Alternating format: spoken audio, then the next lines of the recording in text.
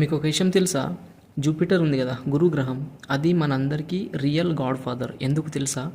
భూమి దగ్గర వచ్చే ప్రతి ఒక్క ఎస్టరాయిడ్స్ ఉంటాయి కదా, అంటే మీటరాయిడ్స్, ఎస్టరాయిడ్స్ భూమి మీద వచ్చి భూమి మీద పడ్డాక ఎక్స్ప్లోడ్ అయ్యి భూమి ఇంతకుముందు డైనోసార్ ఉన్న టైంలో ఎస్టరాయిడ్ వచ్చేసి భూమికి తగిలి పెద్ద వినాశకారమైంది కదా భూమి మీద.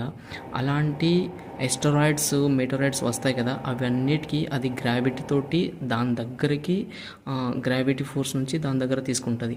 అంటే భూమి దగ్గరికి రానియద్దు.